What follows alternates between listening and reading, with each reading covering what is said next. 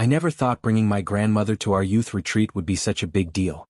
The retreat center in the Colorado Rockies was supposed to be about spiritual growth and community building, but honestly, I just wanted to get away from the city for a week. When my parents told me Grandma Rose would be coming as one of the volunteer coordinators, I cringed internally. The crisp mountain air filled my lungs as our bus pulled up to Pine Valley Retreat Center. Towering evergreens surrounded the rustic wooden buildings, and I could already hear the excited chatter of the other kids, mostly from our church youth group and a few neighboring communities. At 17, I thought I was too cool for this kind of thing, but the scholarship meant I could attend for free. "Tommy, help your grandmother with her bags," Mom called out before boarding the return bus with the other parents. Grandma Rose, at 78, moved slower than the rest of us, her silver hair neatly pinned back and her weathered hands gripping a worn leather suitcase. Several of the other teens, particularly the popular crowd from Westfield Methodist, were already snickering. "Dude, why did you bring your grandma to a youth retreat?" whispered Kevin, a guy from another church who always seemed to have something smart to say. "It's not like I had a choice," I muttered back, feeling my cheeks burn with embarrassment. The retreat director, Pastor Michael, gathered us all in the main lodge, a spacious room with exposed wooden beams and a massive stone fireplace. "Welcome everyone to what I promise will be a transformative week. We have some special volunteers this year, including Mrs. Rose Patterson, who'll be helping with meals and evening activities." I watched as some of the kids exchanged glances when they saw Grandma Rose slowly making her way to the volunteers section. Madison, the self-proclaimed leader of the Westfield group, rolled her eyes dramatically. "This is going to be such a long week," she whispered loud enough for others to hear, causing a ripple of quiet laughter. That first day was exactly what I'd feared. During icebreaker games, Grandma Rose struggled to keep up with the physical activities. When we played capture the flag in the dense forest surrounding the center, she stayed behind to prepare lunch. I could see the other kids finding her presence more amusing than inspiring. "Tommy's babysitter is making sandwiches," Kevin joked as we ran past the kitchen windows. By evening, as we gathered around the outdoor fire pit surrounded by towering pine trees, the mood had shifted to typical teenage dramatics. The fire crackled and popped, sending sparks dancing toward the star-filled Colorado sky. The cool mountain air made everyone huddle closer to the flames, and Pastor Michael had just finished his opening devotion about unexpected gifts in our lives. That's when everything started to go wrong. The second night's bonfire was supposed to be about sharing personal stories and building connections. The orange flames cast dancing shadows on our faces as we sat on wooden log benches arranged in a circle. Above us, the Rocky Mountain sky blazed with more stars than I'd ever seen in the city. "Who'd like to share something meaningful about their family?" Pastor Michael asked, his kind eyes reflecting the firelight. Several hands shot up. Rachel from our youth group talked about her dad's deployment overseas. Jordan shared how his parents' divorce had brought him closer to his faith. The stories were genuine, raw, and I was actually starting to feel connected to this group. Then Grandma Rose slowly raised her weathered hand. "I'd like to share something if that's all right," she said, her voice soft but clear in the crisp mountain air. That's when Madison decided to make her move. She leaned over to her friends, speaking just loud enough for everyone to hear. "Oh great, now we get to hear about the good old days when everything cost a nickel." The group of Westfield kids erupted in quiet snickers. Kevin joined in. "Maybe she'll tell us about walking uphill both ways to school in the snow. Or how they didn't have smartphones back when dinosaurs roamed the earth," added another voice from the shadows. I felt my stomach drop. The cruel laughter spread like wildfire around the circle. Even some of the adults looked uncomfortable but didn't intervene quickly enough. Grandma Rose's face, illuminated by the flickering flames, showed a flash of hurt before she composed herself with the dignity I'd seen her maintain through so many difficult moments in our family. "I know I'm old," she said quietly, her voice barely audible above the crackling fire and the rustling pine trees in the mountain breeze. "I know my stories might seem irrelevant to you young people." More snickers. Madison whispered something to her friend that caused another wave of suppressed laughter. My cheeks burned with embarrassment and anger. Part of me wanted to defend her, but the larger part just wanted to disappear into the forest. "But sometimes," Grandma Rose continued, her voice growing slightly stronger, "the oldest stories are the ones that matter most." "Like what? How you met Grandpa at a sock hop?" Kevin called out, causing the Westfield group to lose all pretense of discretion and burst into open laughter. Pastor Michael finally stepped in. "That's enough, everyone. Let's show some respect." But the damage was done. The cruel energy hung in the air like smoke from the fire. I watched my grandmother's face in the dancing light. She looked small, fragile, and hurt. For the first time in my life, I realized that behind her always calm exterior, she was just a human being who could be wounded by careless words. "You know what?" she said, standing slowly from her log bench, her silhouette framed against the towering evergreens. "Maybe I do have a story worth telling. But it's not about sock hops or the price of milk." The mocking energy began to shift slightly. Something in her tone made even Madison pause her whispering. "It's about a time when being old, when being considered worthless meant the difference between life and death." The fire popped loudly, sending a shower of sparks toward the Colorado sky, and in that moment, the entire atmosphere around our circle began to change. The mountain wind whispered through the pine trees as Grandma Rose remained standing, her small frame outlined against the star-filled Colorado sky. The cruel laughter had died away, replaced by an uncomfortable silence broken only by the crackling of burning logs. "My story begins in 1943, she said, her voice carrying clearly across our circle. "I wasn't much older than most of you, just 19, when I became a nurse in London during the Blitz." I straightened up on my log bench. Grandma Rose had never talked about her time in England. I knew she'd lived there as a young woman, but she'd always brushed off questions about those years. The hospital where I worked was called St. Mary's, and it was one of the few still operating near the East End after the bombing campaigns. Every night, the air raid sirens would wail, and every night, we'd receive casualties, not just soldiers but civilians. Entire families torn apart by the war. The fire cast dancing shadows on her weathered face, and suddenly those lines and wrinkles seemed to tell a different story than the one the kids had been mocking. There was an elderly man named Albert who was brought in after his apartment building took a direct hit.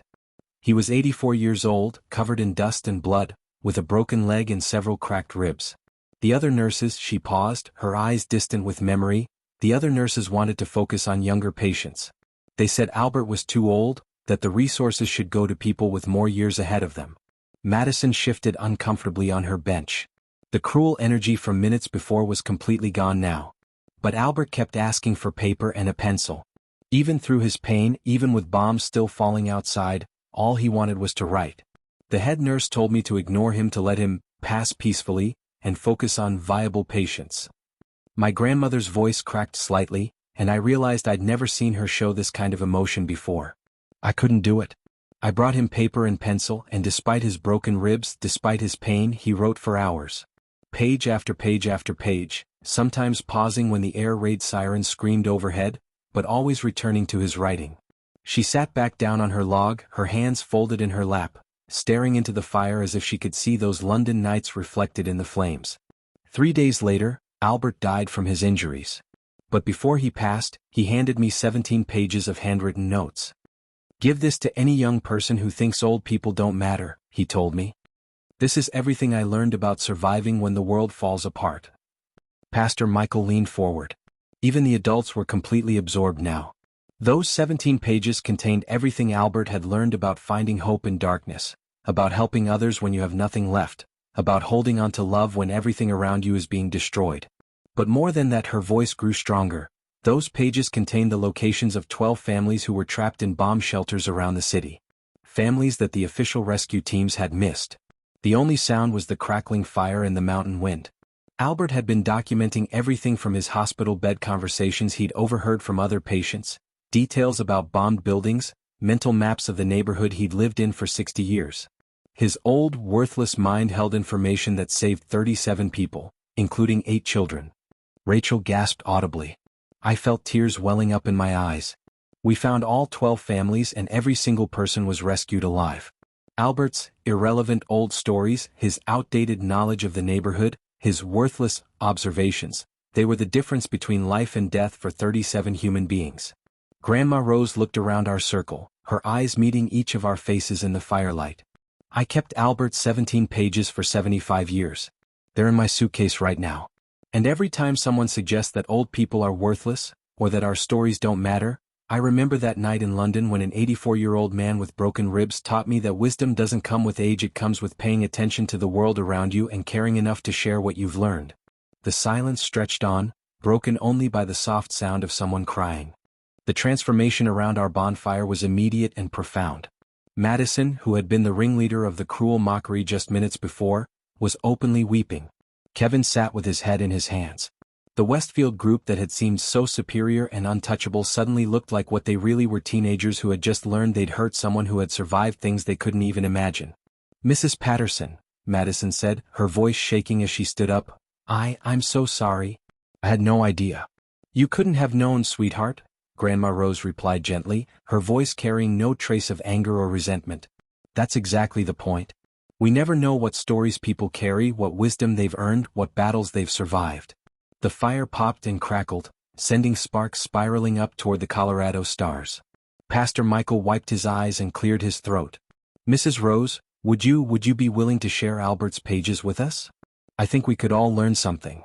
Over the next hour, my grandmother read excerpts from those weathered pages: Albert's observations about finding strength in community, his notes on helping others even when you're struggling yourself, his insights about holding on to hope when everything seems lost. His words, preserved for 75 years, felt more relevant than any motivational speech or social media post I'd ever heard. But the real change came in the days that followed. Madison asked if she could help Grandma Rose with meal preparation, and soon they were working side by side in the kitchen, sharing stories about family recipes and life lessons. Kevin, who had mocked her relentlessly, became fascinated by her memories of London and spent hours asking about rationing, air raids, and what it was like to be young during wartime. "I never thought about what my own grandparents might have gone through," he confided to me on our third day as we hiked through the pine forest. "I just saw them as old. Like they'd always been old, you know? I never thought about them being young like us, facing impossible situations." The shift spread beyond just our group. Other kids began approaching Grandma Rose during free time, asking about her life, her experiences, her advice. She became the unofficial storyteller of our retreat, sharing tales not just about the war, but about raising 5 children as a single mother, about working as a nurse for 40 years, about the changes she'd witnessed in America. On our final evening, as we gathered once more around the bonfire, Pastor Michael asked if anyone had learned something unexpected during the week. "I learned that mocking people says more about my own insecurity than about them," Madison said, looking directly at my grandmother. "And I learned that some of the most important stories come from people who've actually lived through things that matter." "I learned that wisdom isn't something you can Google," added Rachel. "It's something you earn by surviving real challenges and then being generous enough to share what you learned."